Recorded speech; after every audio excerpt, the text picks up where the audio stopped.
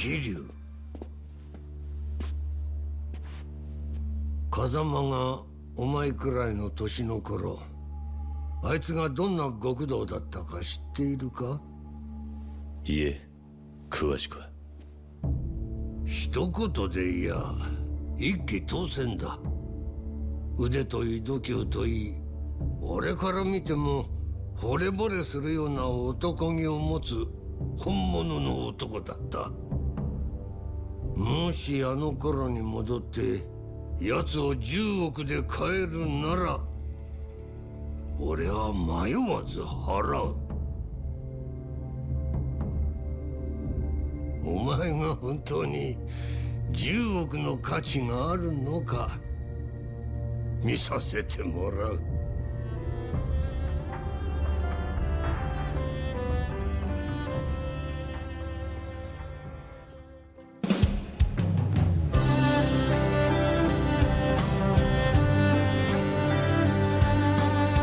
立てますか？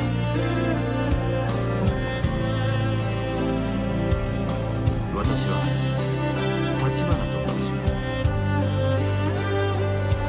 立花。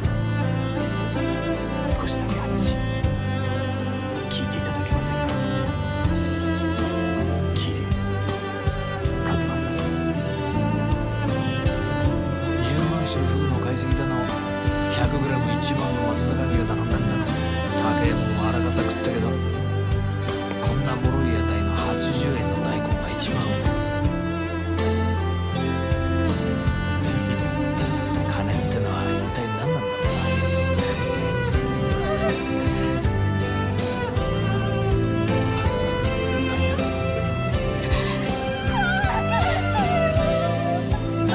大丈夫。もう大丈夫。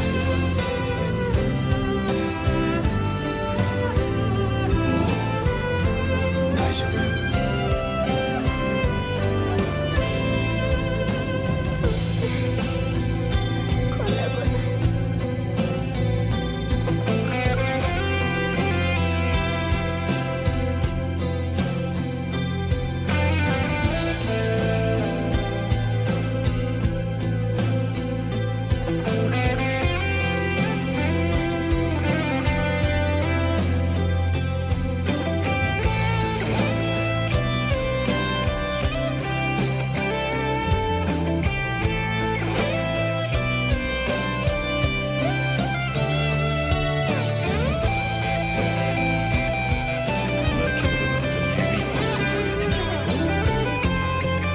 姉ちゃん、私ありがとう。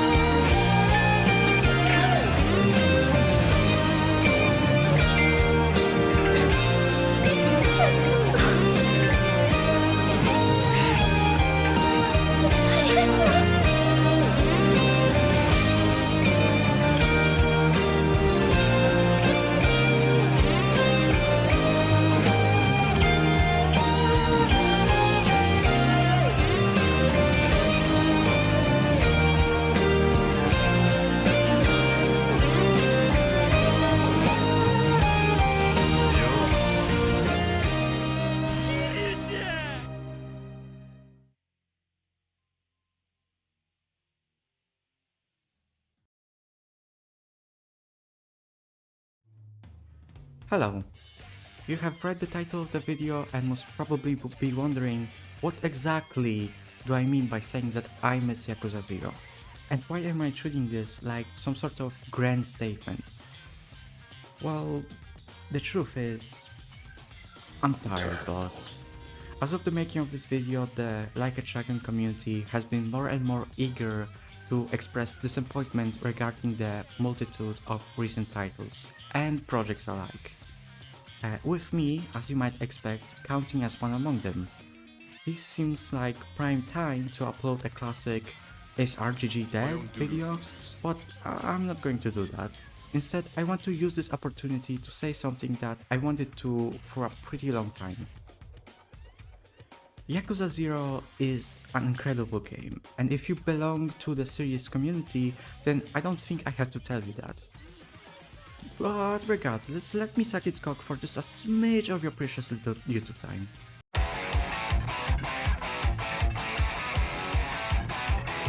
It has incredible character writing that builds the already established characters further, as well as giving justice and enough attention to the new ones. Compelling story writing which displays a wide selection of scenes that can be tense, emotional, comedic, over-the-top action-heavy, or just badass. Unique combat system including the fighting style switches, soundtrack comprising of tracks all relatively different from one another, making them all distinguishable and easily one of the best in the whole series, generous amount of side content featuring easy to get sucked into minigames, and a really impressive collection of actual laugh out loud funny sub-stories. Jesus Christ, I mean, to me, this game has it all. It successfully executes being everything that the franchise always strives to be. There's a reason why when most people say, I wish I could play that game for the first time again, they're most likely referring to Yakuza 0. Honestly, this statement is exactly what I'm trying to say right now. There was never another game like Yakuza 0. The other entries didn't really reach those heights for me. Don't get me wrong, I still love them. I still think that even if it comes to the ones I may have issues with, each game is good, except for Dead Souls, and has a plethora of special moments that I can really look fondly on and cherish, except for Dead Souls. But now, we're here. Ever since Toshihiro Nagoshi, the series creator, leaving the company in 2021, we've been getting games with a couple of issues. With the Ishin remake, we had perhaps one of the worst, actually no, the worst addition to the combat system in the whole series, which were these cards. You press a button and kill everyone. Gaiden was flawed as just the concept alone. It was an unnecessary story and featured the agent fighting style, which was all show and no substance. Again, one of the worst in the series. Ending was peak though. Infinite Wealth, whoo boy. Gameplay wise, gem. It made clear improvements to the turn-based combat from the previous game and featured an insane amount of content that I was more than willing to sink 133 hours into on just my first playthrough alone. But story-wise, I can complain about it all day. It's bad. The beginning was all good. Ichiban living an honest life, helping despondent Yakuza goons out of compassion, went on a date with Psycho, which I loved, willingly jumped into a river to grab money for a guy with financial troubles, which showed that he never changed. I think the series benefits most in terms of its narrative when the characters really let their personalities shine. Yakuza 7 stands as a true example of that, with a lot of scenes where the wacky party group is being entertaining either by their banter with one another or just general playful interactions.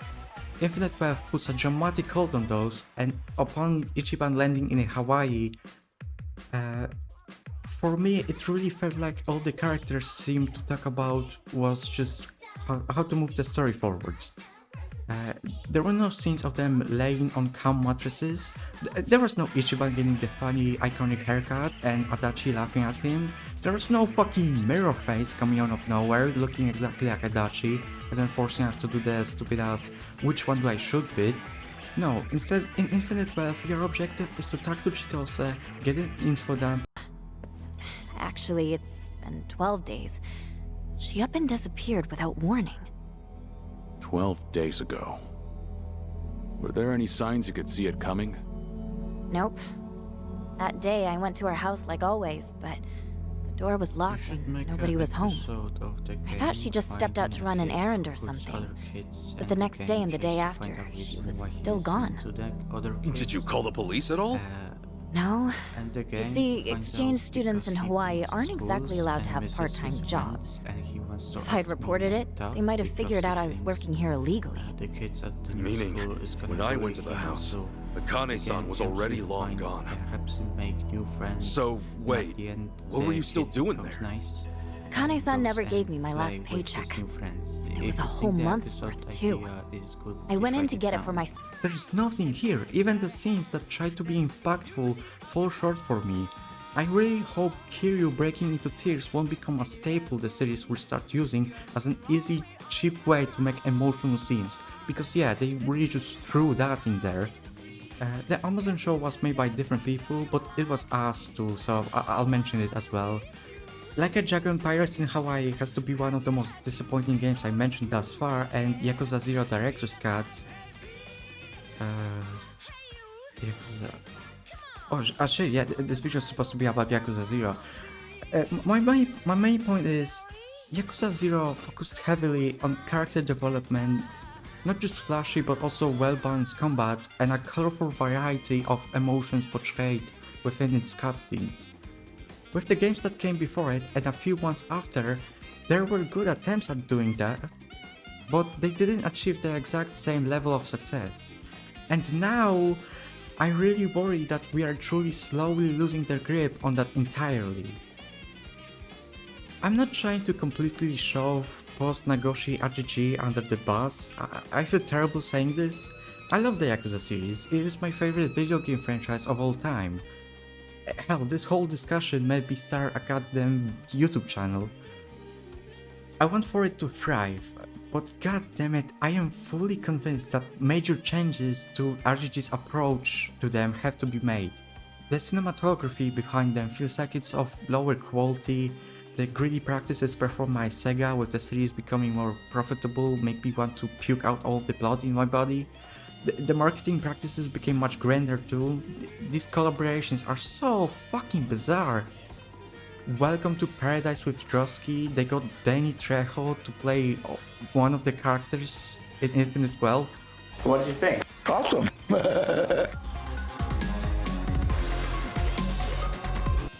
Pretty much every collab they did in Ishin. But you know what? Okay, there's a devil and an angel on each shoulder here, and the devil has been doing all the talking so far, so let's give the angel a shot. To investigate further. It appears I'll have to do a taste test. Alright, Kaido, get ready. Oh. Yagami. Oh.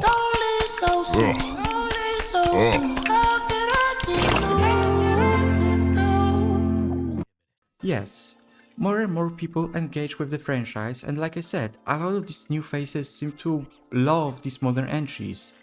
Now, in my opinion, because a lot of people might disagree with this take, RGG has also been in a pretty similar quote-unquote rocky place when the Dragon Engine first came out.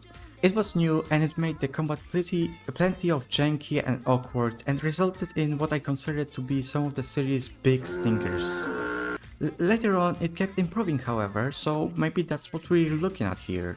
Maybe RGG is just trying to find its footing after Nagoshi's departure and will eventually stand back up. Hell, they acknowledged the DLC controversy in one of the pirate trailers, so they seem to be able to hear the fan feedback. Who knows? The next game in the series, Stranger Than Heaven, is set to be a spin-off with a new original protagonist. And hey, all the times that's been done in the series, it resulted in titles that received a good amount of endorsement from the community. Yes, I know I just shed on Judgment, but I really enjoyed its story and characters. Our chances of this finally being a game that we can be fully satisfied with aren't too grim. So, I'm looking forward to it. Overall, I have mixed feelings about how I feel. I mean, I've played 17 of these games. I should be fine with leaving Yakuza behind, even if just temporarily before it receives the savior it needs, Kiryu Generations. Still, it is a damn shame that these recent entries couldn't scratch that itch that I had even before the low point. Quote unquote low point. Still, I choose to remain positive and cling to hope. And I sure as hell will be there when Stranger Than Heaven releases. Well, this was kinda a messy video. I'm sorry. I know I didn't fit Yakuza 0 as well into all of this as I hoped.